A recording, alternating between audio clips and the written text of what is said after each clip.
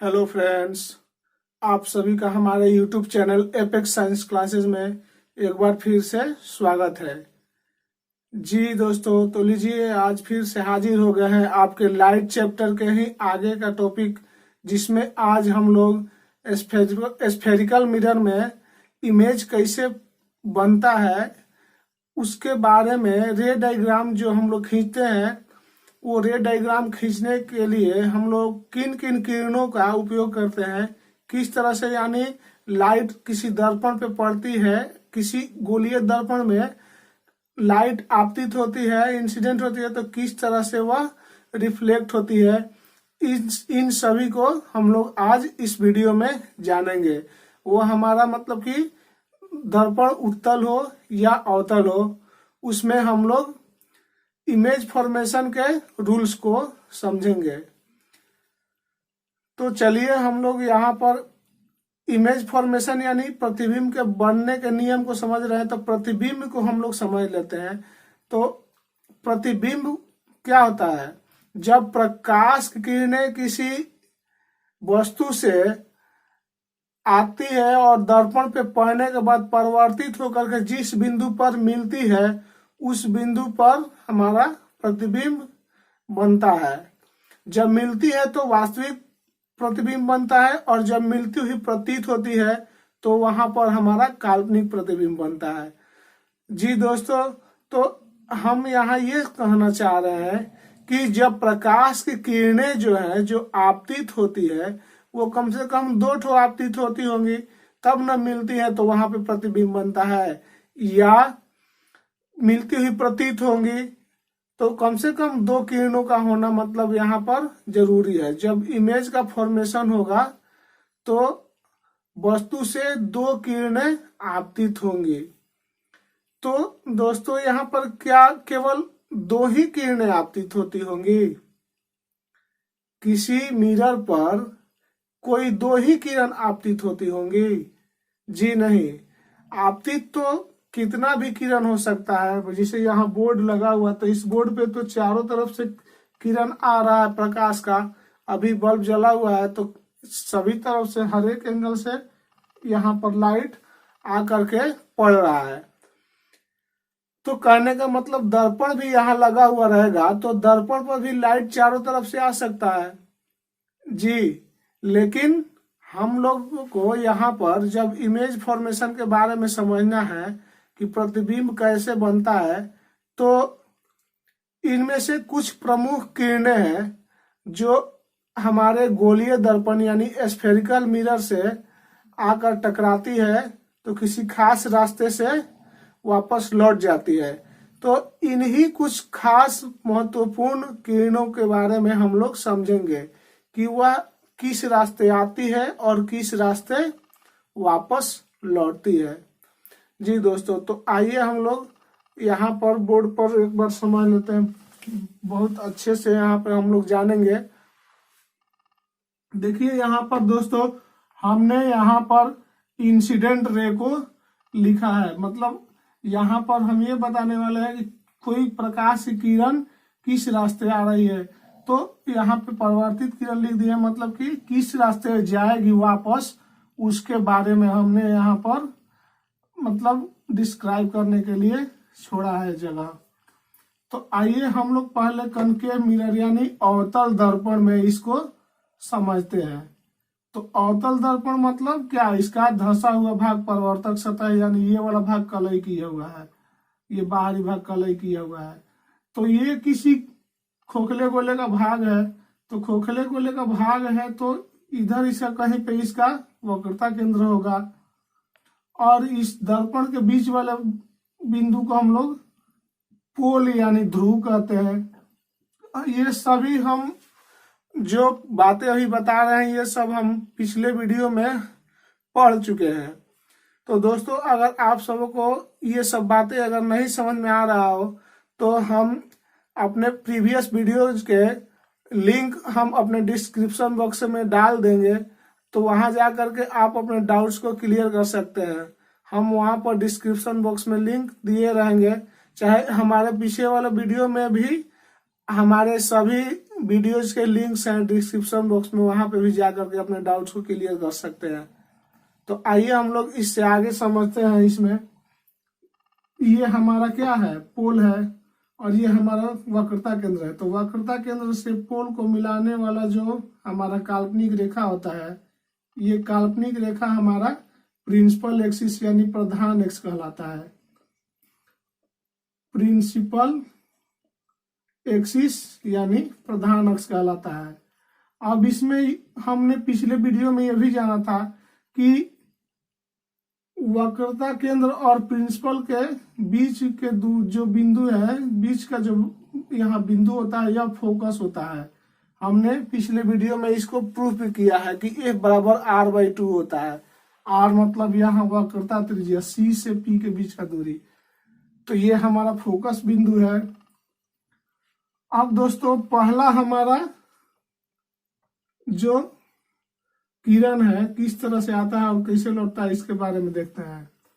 जब प्रधान अक्ष के समानांतर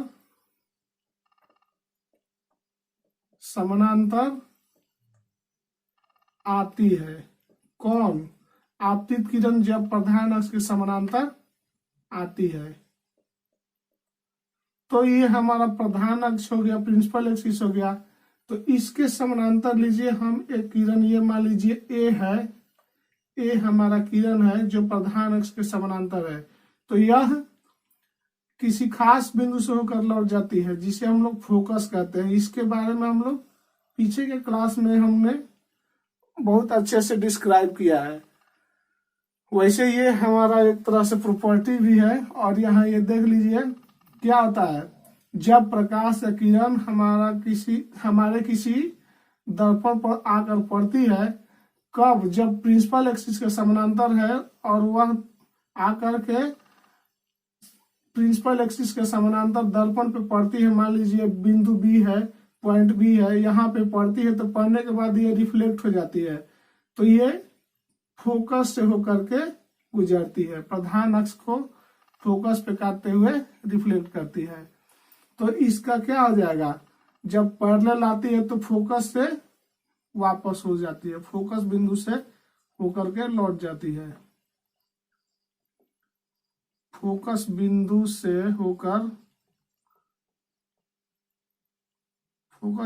होकर लौट जाती है।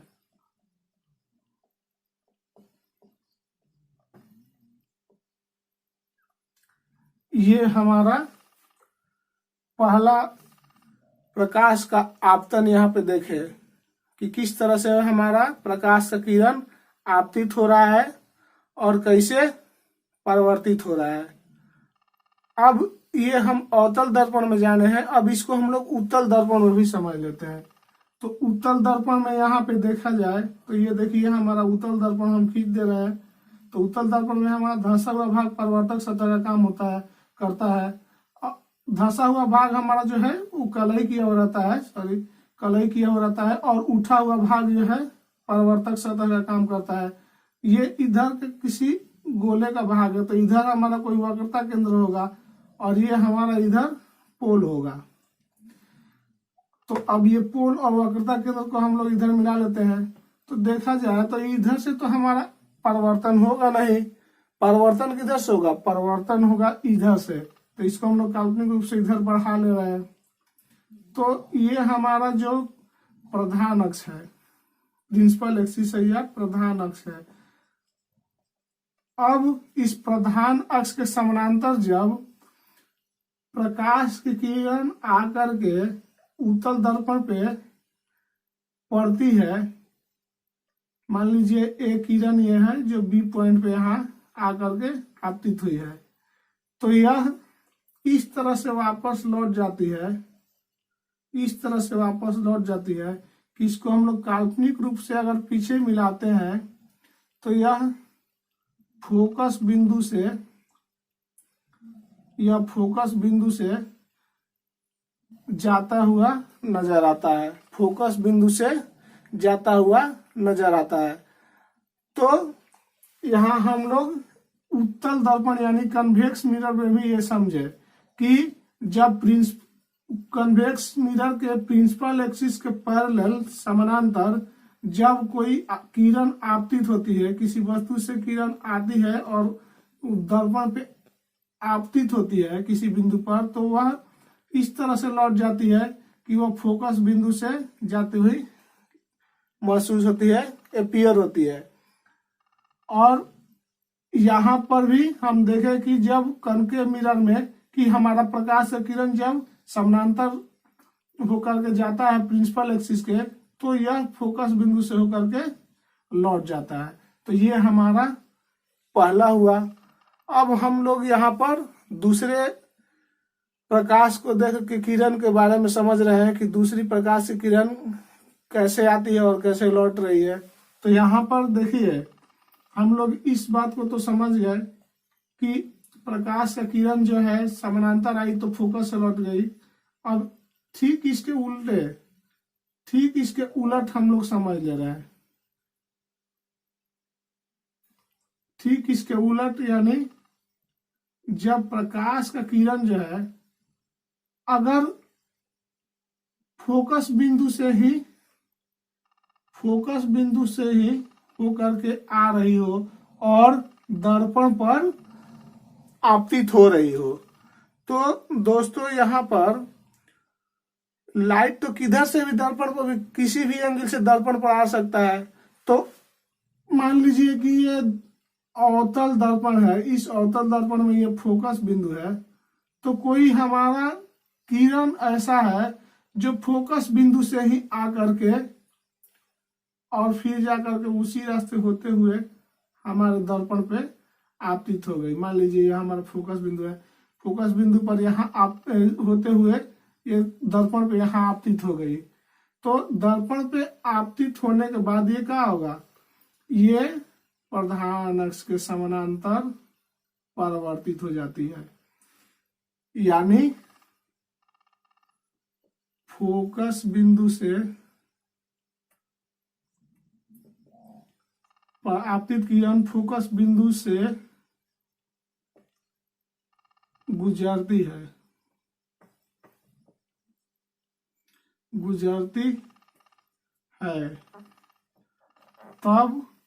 तब क्या होता है, परावर्तन जो होता है यहाँ दर्पण से, वह परावर्तन क्या होता है, प्रधान अक्ष के समानांतर हो जाती है।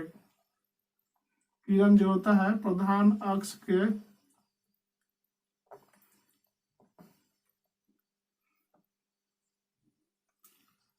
समांतर, प्रधान अक्ष के समांतर लौट जाती है।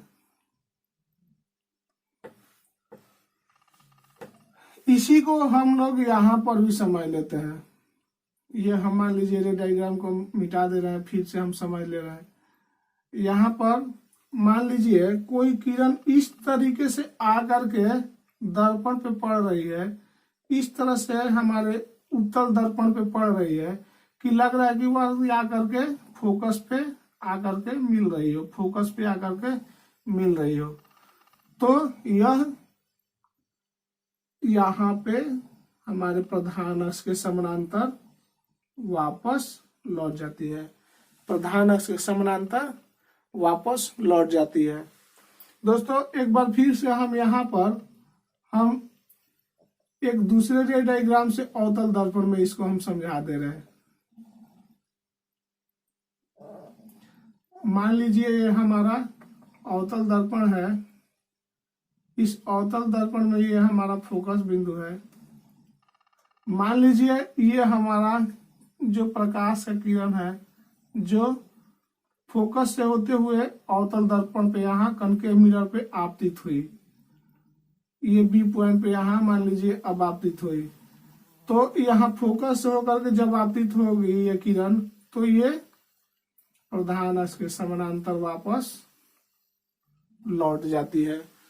तो दोस्तों ये हमारा दूसरा एक तरह से है किरण के बारे में समझे कि जो हमारी किरण फोकस बिंदु से होकर के दर्पण पे जा करके आगे पड़ती है, तो पड़ने के बाद वह प्रधान अक्ष के समानांतर वापस लौट जाती है। यहाँ हमने अवतल दर्पण और उत्तल दर्पण दोनों में इस बात को समझाया।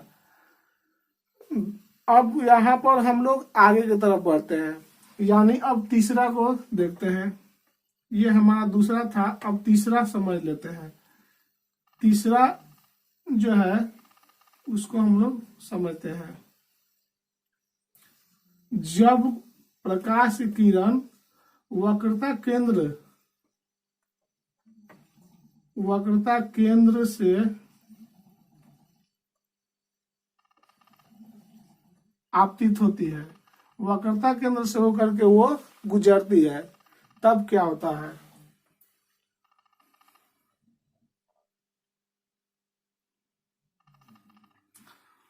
तो दोस्तों यहाँ पर आइए हम मिटा ले रहे हैं इसको, डायग्राम को ये वाला मिटा ले रहे हैं।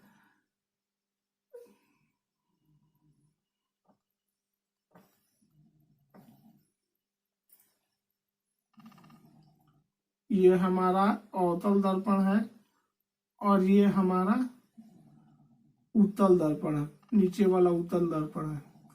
अब यहाँ पर ये हमारा पोल है और ये हमारा फोकस बिंदु है, ये हमारा वक्रता केंद्र है। अब इस अवतल दर्पण में हम लोग ये जाने कि प्रकाश जो है वक्रता केंद्र से होकर के आ रही है, वक्रता केंद्र से होकर के आ रही है, तब क्या होगा? तो दोस्तों जब प्रकाश की किरणें, जब मान लीजिए पहले हम अवतल दर्पण में ही समझ रहे हैं, तो अवतल दर्पण में जब ये प्रकाश का किरण जब वक्रता केंद्र से होकर के जाएगा, तो हम लोग पीछे के वीडियोज में समझे हैं कि वक्रता केंद्र जो होता है, कोई भी दर्पण हो, वह उससे लाइन अगर दर्पण पे खींचा जाएगा तो वह अभिलंब होता है, वह अभिलंब होता है। यानी हमारा ये जो वक्रता केंद्र है, इस वक्रता केंद्र से होकर के जब लाइन, चाहे कोई किरण यहाँ इस पर, यहाँ पर मान लीजिए पड़ रहा है, तो ये दर्पण पर यहाँ अभिलंब होता है, ये नॉर्मल हो जाता है। ये हमारा कहीं पे भी खींचा जाए, यहाँ से इधर भी खींचे, यहाँ से इधर भी खींचे, यहाँ से कहीं भी खींचे, तो ये वक्रता केंद्र जो होता है दर्पण पे अभिलंब होता है।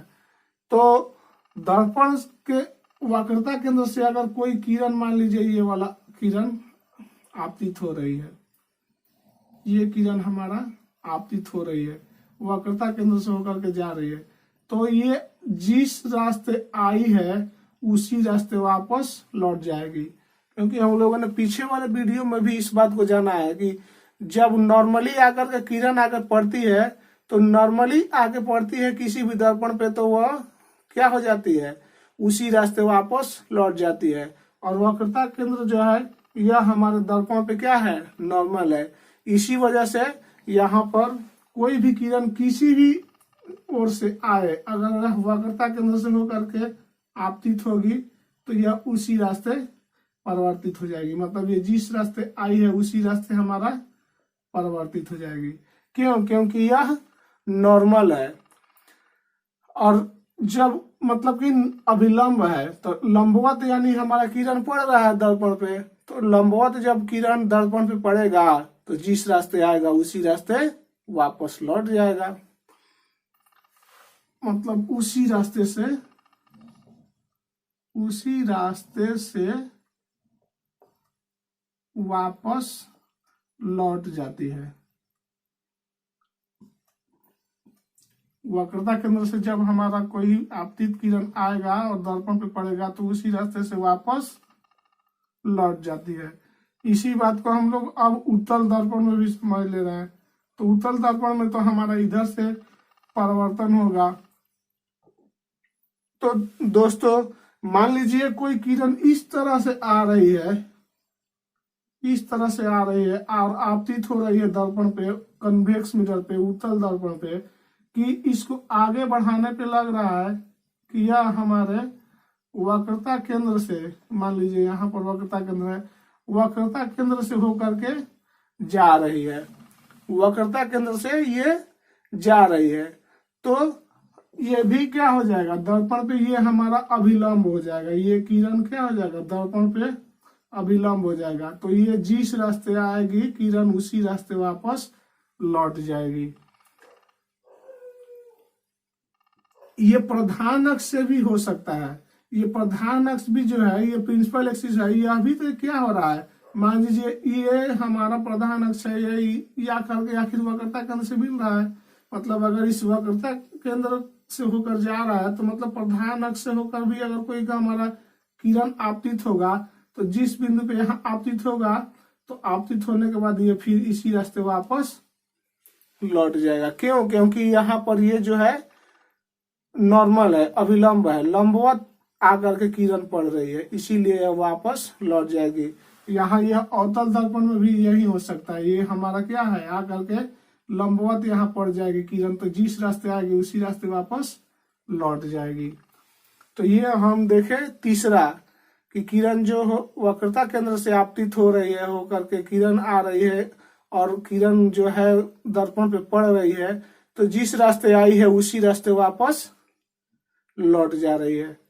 अब हम लोग आगे का देख रहे हैं।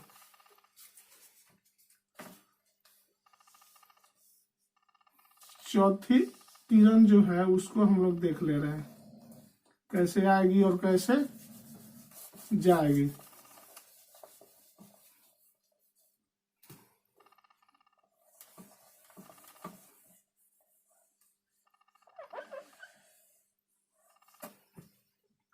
तो चलिए हम चौथा यहाँ पे समझ ले रहे हैं।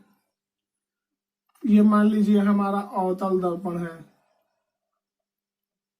ये अवतल दर्पण है, तो इसका हमारा बाहरी सतह ये वाला कलई किया हुआ है और इस दर्पण का इधर हमारा वक्रता केंद्र है। ये मान लीजिए दर्पण के बीच का बिंदु ये है जो कि पोल है, तो पोल से वक्रता केंद्र को हम लोग मिला दे रहे हैं, ये प्रिंसिपल एक्सिस हो गया।